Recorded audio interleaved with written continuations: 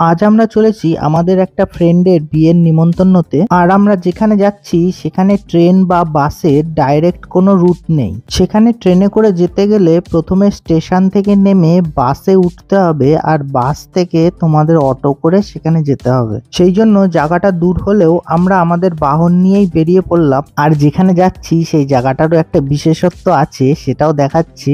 আর এই দেখো, আমরা বিয়ে বাড়ি পৌঁছে গেছি। পৌঁছতে পৌঁছতে আমাদের একটু সন্ধে হয়ে গেছিল বটে। তো বিয়ে বাড়িতে তোমরা দেখলে, এইবার দেখো যে রাস্তাটার উপরে আমরা দাঁড়িয়ে আছি তার বাদিকে বিয়ে বাড়ি, এখানেই হচ্ছে বিয়ে।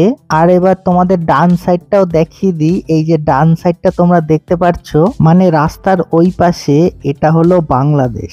এই যে সামনে দেখতে পাচ্ছ বাঁশের বেড়া আর তার কাটা দিয়ে ঘেরা রয়েছে, এইটাই হলো বাংলাদেশের বর্ডার। মানে রাস্তার এই পাশে হচ্ছে ভারত আর ওই পাশে হচ্ছে বাংলাদেশ। তো জায়গাটা তোমাদের এখান থেকে একটু জুম করে দেখানোর চেষ্টা করছি, কারণ ওই দিকে যাওয়ার অনুমতি নেই। কারণ এখানে বিএসএফ ঘোরাঘুরি করছে, আর অচেনা লোক হলেই সে সমস্যায় পড়তে পারে। আর এখানে আমরা যার বাড়িতে এসছি সেই বাড়ির লোকও আমাদের এই একই কথা বলে দিয়েছে। তো যাই হোক, এই জায়গাটায় এসে আমাদের তো বেশ ভালোই লাগলো। তো আর বাইরে বেশিক্ষণ না দাঁড়িয়ে চলো এবার বিয়ে বাড়ির ভেতরে যাওয়া যাক। তো এই দেখো, বিয়ে বাড়ির গেটটা তো বেশ ভালোই ফুল দিয়ে সাজানো হয়েছিল।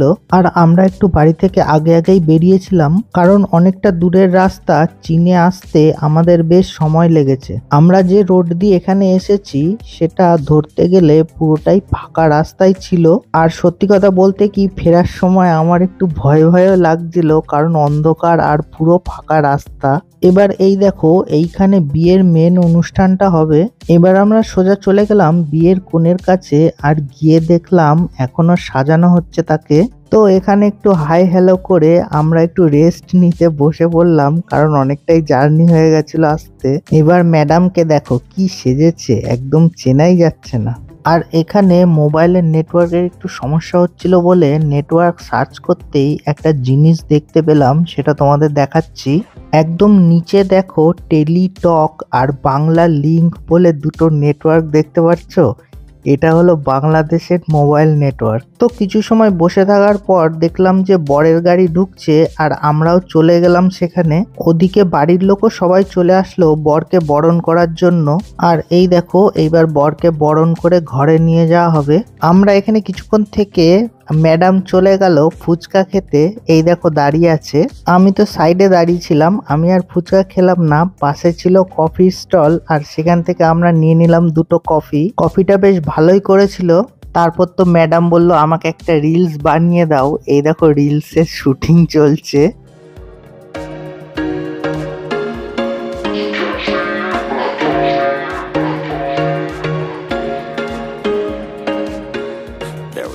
তো ভিডিও শুট হয়ে যাওয়ার পরে আমরা চলে আসলাম কনের সাথে ফটো তুলতে। তারপর দেখো বিয়ের রিচুয়ালসও শুরু হয়ে গেল। তো যথারীতি দেখো বর দাঁড়িয়ে রয়েছে, আর ওদিকে কনেকে নিয়ে আসা হচ্ছে। এই জায়গাটা একটু ছোট বলে আমরা একটু দূরে সাইডে দাঁড়িয়ে দাঁড়িয়ে দেখছিলাম। ক্যামেরাম্যানদের জন্য দেখো সামনে যাওয়াই যাচ্ছে না, ওরাই সব জায়গাটা ঘিরে দাঁড়িয়ে রয়েছে। এবার দেখো 7 পাক ঘোরানো হচ্ছে। এইসব দূর থেকে দেখতে তো বেশ ভালোই লাগে, কিন্তু যার হয় তার খুব মনে মনে টেনশন চলে। এই বিষয়টা যার হয়েছে সেই একমাত্র বুঝতে পারবে, আর কেউ পারবে না। কথাটা কি ঠিক বললাম না ভুল বললাম, তোমরা কমেন্টে জানিও। তো যাই হোক, মালা বদল আর সিঁদুরদান হয়ে যাওয়ার পর আমরা চলে গেলাম খেতে, কারণ রাত হয়ে যাচ্ছে আর আমাদেরও অনেকটা দূর বাড়ি ফিরতে হবে। তো এই দেখো ম্যাডাম তো আগে আগেই টেবিলে বসে পড়েছে। তো প্রথমে আমাদের দুটো জলের বোতল দিয়ে গেল 500 ml এর, আর তারপর কিছুক্ষণ ওয়েট করার পর আমাদের প্লেট দিয়ে গেল, আর তারপর দিয়ে গেল ডিমের ডেভিল। ডিমের ডেভিলটা বেশ গরম গরম ভালোই ছিল। আর তারপর দিল স্যালাড। তারপর চলে আসলো আমাদের কাছে নানপুরি। নানপুরিটাও বেশ গরমই ছিল। নানপুরির সাথে ছিল চানা পনির। চানা পনির দিয়ে নানপুরি খেতে খেতে আমাদের কাছে দিয়ে গেল সাদা ভাত আর ডাল। তারপরের আইটেম ছিল ঝুরি আলু ভাজা। তবে এখানকার প্রত্যেকটা আইটেম বেশ গরম গরমই ছিল। বাড়ি ফেরার চিন্তায় আমরা তো ফটাফট সবগুলো খেতে থাকলাম। তারপর আমাদের কাছে নেক্সট আইটেম এলো দই কাতলা। আর দই কাতলাটাও বেশ ভালোই লাগছিল খেতে। তো আমার ভাগ্যে দেখো একটা পেটি দিয়েছিল। এবার দই কাতলা দিয়ে খেতে খেতে আমাদের কাছে চলে আসলো পোলাও। আর এই পোলাওয়ের সাথে ছিল চিকেন কষা। তো সেটাও যথারীতি আমাদের পাতে চলে আসলো। আর এই পোলাওয়ের মধ্যে দেখো কাজু কিশমিশ অনেকটা পরিমাণেই ছিল। তো এই চিকেন কষা দিয়ে পোলাওটা খেতে আমাদের তো বেশ ভালোই লাগলো। আর এত দূর পর্যন্ত আমরা যেসব আইটেমগুলো খেলাম সবগুলোই ছিল একদমই গরম, সেই জন্য হয়তো আমাদের খেতেও ভালো লাগছিল। এবার পোলাও আর চিকেন কষা খাওয়ার পর আমাদের কাছে নেক্সট আইটেম চলে আসলো আমের চাটনি।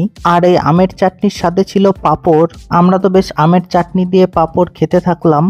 এর পরের আইটেমগুলো ছিল কালাকাঁদ, রসগোল্লা, আইসক্রিম আর হজমোলা। তো যাই হোক, আমাদের খাওয়া মোটামুটি কমপ্লিট হয়ে গেলে আমরা ঝটপট বেরিয়ে পড়েছিলাম বাড়ির উদ্দেশ্যে। আর ফেরার সময় ভাবছিলাম একটা ভিডিও করব রাস্তার, কিন্তু রাস্তা এতটাই ফাঁকা ছিল আর শুনশান ছিল, সেই জন্য কোথাও আর দাঁড়িয়ে ভিডিও করতে পারিনি। তো আজকের এই ছোট্ট ভিডিওটা এখানেই শেষ করছি। ভালো লাগলে অবশ্যই লাইক, শেয়ার, সাবস্ক্রাইব করে সাথে থেকো। আজকের জন্য এটুকুই, আবার দেখাবে পরের ভিডিওতে। টাটা।